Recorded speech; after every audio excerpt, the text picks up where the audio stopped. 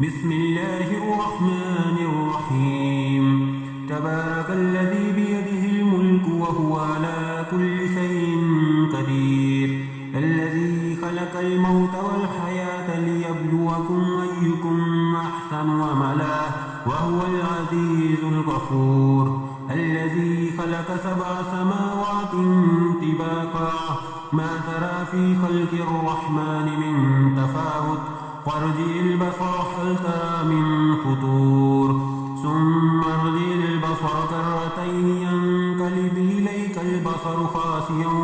وهو حصير ولقد زينا السماء الدنيا بمصابيح وجعلناها رجوما للشياطين وأعتدنا لهم عذاب السعير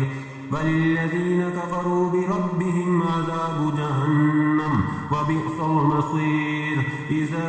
ألقوا فيها سمعوا لها شهيقا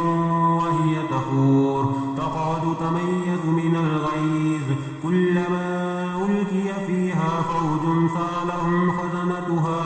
ألم يأتكم نذير قالوا بلى قد جاءنا نذير فكذبنا وقلنا ما نزل الله من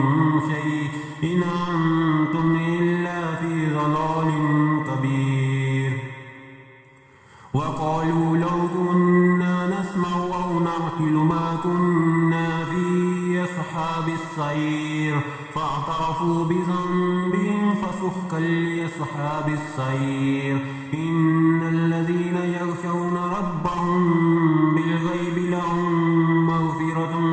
وأجر كبير وأسروا قولكم أو اجهروا به إنه عليم بذات الصدور ألا يعلم من خلق وهو اللطيف الخبير هو الذي جعل لكم الأرض ذلولا فامشوا في مناكبها وكلوا من رزقه وإليه النشور أأمنتم من في السماء أن يخسف بكم الأرض فإذا هي تمور أم أمنتم من في السماء أن يرسل عليكم حاصبا فستعلمون كيف نظير ولقد كذب الذين من قبلهم فكيف كان نكير أولم يروا إلى الطير فوقهم صافات ويقبضن ما يمسكهن إلا الرحمن إنه بكل شيء بصير أمن هذا الذي هو جند لكم ينصركم من دون الرحمن إن الكافرون إلا في غرور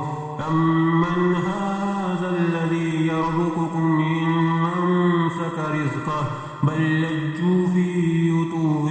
ونفور أفمن يمشي مكبا على وجهه أهدى أمن يمشي سويا على صراط مستقيم قل هو الذي أنشأكم وجعل لكم السمع والأبصار والأفئدة قليلا ما تشكرون قل هو الذي ذرأكم في الأرض وإليه تحشرون ويقولون متى هذا الوعد إن كنتم صادقين قل إنما العلم عند الله وإنما أنا نذير مبين فلما رأوه زلفة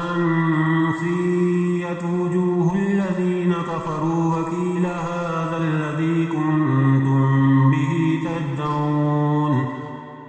قل أرأيتم إن أهلكني الله ومن معي أو رحمنا فمن يجير الكافرين من عذاب أليم قل هو الرحمن آمنا به وعليه توكلنا فستعلمون من هو في ضلال